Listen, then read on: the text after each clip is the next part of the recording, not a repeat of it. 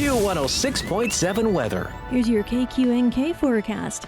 Daytime highs approaching 94 today under mainly sunny skies. Winds out of the southwest 8 to 15 miles per hour. Mainly cloudy skies expected tonight. Chance of thunderstorms. Lows level off around 67. Daytime highs approaching 95 tomorrow. Mainly sunny skies. Upper 90s Friday, turning cooler Saturday with highs in the low 90s and storms. From the Weatherology Weather Center, I'm staff meteorologist Laura Lockwood. Right now, it's 83 degrees. This Kansas Information Network update is brought to you by Eaton Roofing and Exteriors. Hi, I'm Felicia Rolfe. Here today's headlines from 12 News. President Trump approves federal disaster relief for Kansas to help cover storm damage from spring storms. Kansas will receive $5.5 million for severe storms that struck Kansas this past April. A Colby woman faces dozens of federal charges, including fraud and money laundering. Prosecutors say Shania Shanahan embezzled more than $750,000 from a grain and fuel co-op where she worked as an accountant. Emporia city leaders approved new zoning rules for data centers. The new rules create a clear and written process for future projects, and it also includes extra protections for nearby neighbors like buffers and noise limits. And Wichita, Felicia Rolfe, 12 News. You're listening to the Kansas Information Network. You say you'd never give in to a meltdown. Never let kids' toys take over the house. And never fill your feed with kid photos. You'd never plan your life around their schedule. Never lick your thumb to clean their face. And you'd never let them leave the house looking like less than their best. You say you'd never put a pacifier in your mouth to clean it. Never let them stay up too late. And never let them run wild through the grocery store. Peanuts on aisle 6 and aisle 3. So when you say you'd never let them get into a car without you there, no, it can happen. 1 in 4 hot car deaths happen when a kid gets into an unlocked car and can't get out. Never happens. Before you leave the car, always stop, look, lock. Brought to you by NHTSA and the Ad Council. I'm Joanna. Your KQNK News is brought to you by the Norton County Hospital, providing the best care right here at home.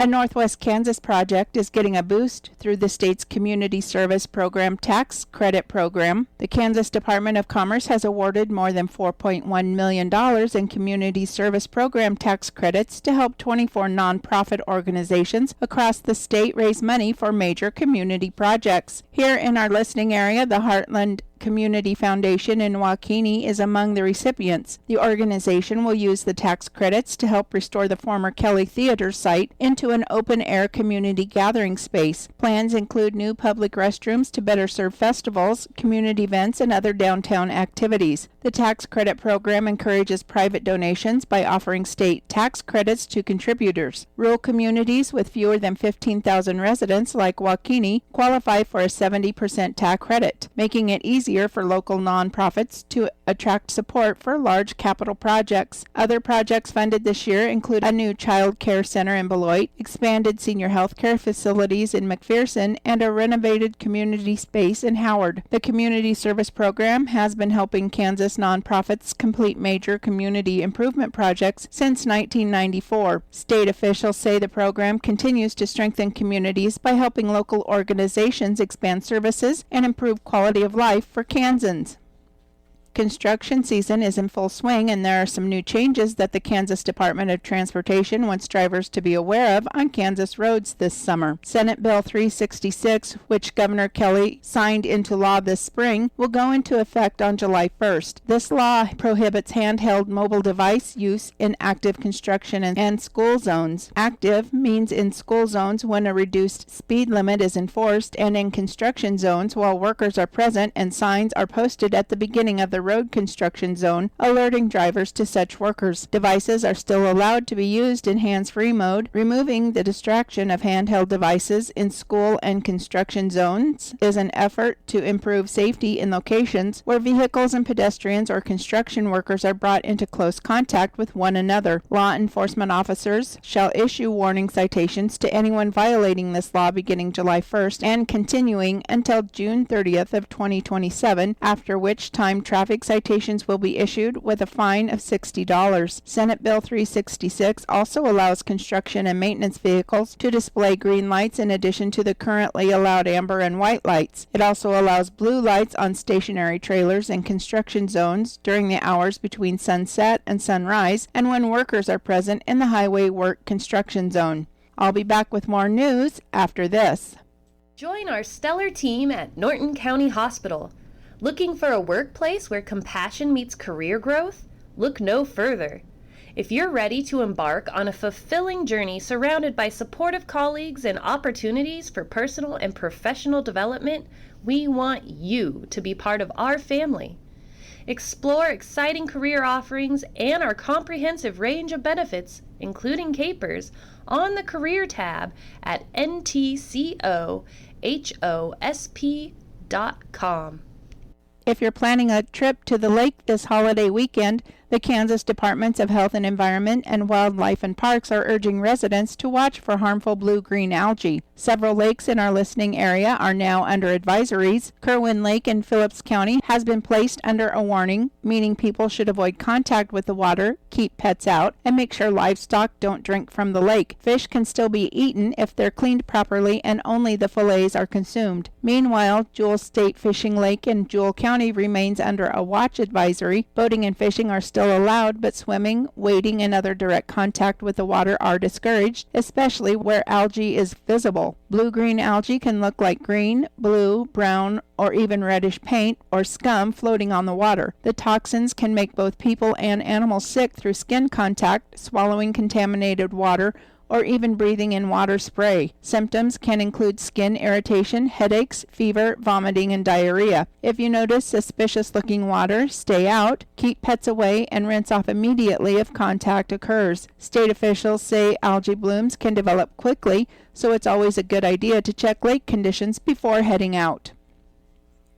This is day 10 of the Kansas Wheat Harvest Report. Kansas wheat harvest is moving into the final stretch as hot temperatures help combines roll across much of the state. A heat advisory is in effect for central, south central, and southeast Kansas, although another chance of rain later this week could slow progress once again. In northwest Kansas, farmers in Wallace and Logan counties report they're about 2/3 to 3/4 finished with harvest. Heavy rains last week brought work to a standstill, but crews have been making steady progress this week. Harvest has been anything but consistent, with some producers nearly finished while others are just getting started because of weather delays. Yields continue to vary widely. Some drought-stricken fields aren't even being harvested, while others are producing around 30 bushels an acre. Test weights have been strong in some areas, with protein levels also running high. In Jewel County, Central Valley Ag reports harvest is about 85% complete after losing nearly a week to rain. While yields are below average and many growers are disappointed, wheat quality has generally been good. Crews there expect to wrap up by the end of the week. Further south in Rice County, most farmers finished before the June 19 rains. Producers say drought remained the biggest challenge this season, but despite the ups and downs, Kansas wheat harvest is quickly nearing the finish line.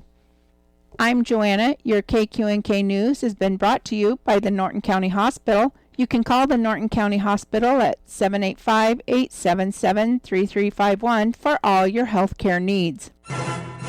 Kansas Agriculture Network News. Good day, everyone. I'm Greg Akagi. Perhaps a form of colonial-era extension. Some of our nation's founding fathers were not only farmers, but they shared information with each other and the nation about agrarian experiments and crop development. Rod Bain has more. History shows several of the nation's founding fathers were founding farmers, agrarians, as they experimented with agriculture in the new nation. One example, the father of our country. He tried a lot. He worked a lot with hemp, with vegetables. More management was his major focus, at least in the records that I've explored. Figuring out crop rotations well before his time, understanding soil health and maintaining the land kind of for multiple generations using multiple crops. And as USDA plant geneticist Ben Gutierrez points out, George Washington was not unusual in either his ag research and development at the time, nor in sharing his ag experiments and breeding of new crop cultivars in a colonial form of extension. All these founding fathers were sharing fruit and sharing what their successes were in agriculture. We actually know some of the records from George Washington says he got his cherries from George Mason. I'm Rod Bain reporting Washington, D.C. President Trump signed an executive order temporarily suspending countervailing duties applied to imported phosphate. NCGA President Jed Bauer said one of the biggest expenses every year for farmers is fertilizer, and that's only been made worse by actions of companies looking to tighten the market. American Farm Bureau President Zippy Duvall said 70% of farmers in spring of 2026 survey said they wouldn't be able to afford all the fertilizer they needed for the season itself. Suspending import taxes at this critical juncture is a resource that is great and will improve fertilizer availability and help reduce the cost for inputs at that time. Fair time is coming, and if your family plans to show livestock, Valley Vet Supply is the place to get ready. Come to Valley Vet in Marysville for Pre-Fair Demo Day, Saturday, July 11th. You'll gain an advantage watching expert demonstrations on goat fitting, sheep fitting, and cattle fitting. Pro staffers will be available to answer your questions and provide practical show day tips. You'll find fair prices too, with special in-store savings on booths, clothes, and select show equipment. Discounted prices are good in-store only. Enter to win prizes and grab a free hot dog meal. Get ready for fair season and find everything you need to make you and your livestock look like champions. Marysville is the place to be for Pre-Fair Demo Day at Valley Vet Supply, Saturday, July 11th from 8 to 5. Check the Facebook page for Valley Vet Supply Retail Store to get details and livestock fitting demo times. ValleyVet.com. Valley Vet Supply. Kansas Agriculture Network weather. I'm meteorologist Michael Caro on the Kansas Agriculture Network. Still on the hot side across much of Kansas for this afternoon, with the worst of that humidity, especially for central and eastern portions of the state, where we again have heat advisories and extreme heat warnings in effect, as an upper-level disturbance looks to exit eastward out of the Rockies by late this afternoon into the early evening time frame. Some strong to severe storms will again be a possibility back into western Kansas. Much the same setup into Thursday. Again, some late-day storms could be strong to severe back into western portions of Kansas. For northwest Kansas, for this afternoon, mostly sunny skies with high temperatures in the low to mid-90s. We'll have our winds variable at 5 to 10 miles per hour. Into north-central Kansas for this afternoon, sunny to partly cloudy on the hot side with high temperatures reaching up into the mid-90s. Could have those heat index values into the lower 100s. Winds gusty out of the south and southwest at 15 to 25. Into northeastern Kansas for this afternoon, hot and humid conditions, sunny to partly cloudy with high temperatures in the low to mid-90s. Winds breezy out of the south at 15 to 20 miles per hour. Into southeastern Kansas for this afternoon, mostly sunny skies with high temperatures climbing up into the lower part of the 90s. Could have those heat index values in the lower 100s. With our winds breezy from the south, 10 to 20 miles per hour. Into south-central Kansas for this afternoon, we'll see a mixture of clouds and sunshine with those high temperatures in the lower to middle 90s. Winds out of the south at 15 to 20. And for southwestern Kansas this afternoon, a slight chance for some isolated storms by late in the day, highs in the middle part of the 90s, with our winds gusty out of the south, kicking up to 15 to 25 miles per hour, some occasional gusts in the 30s.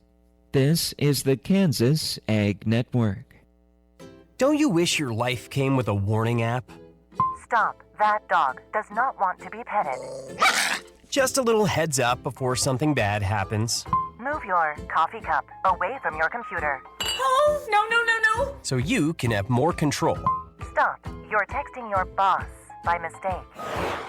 Uh-oh. Well, life doesn't always give you time to change the outcome, but prediabetes does. With early diagnosis and a few healthy changes like managing your weight, getting active, stopping smoking, and eating healthier, you can stop prediabetes before it leads to type 2 diabetes. It's easy to learn your risk. Take the 1-minute test today at doihaveprediabetes.org.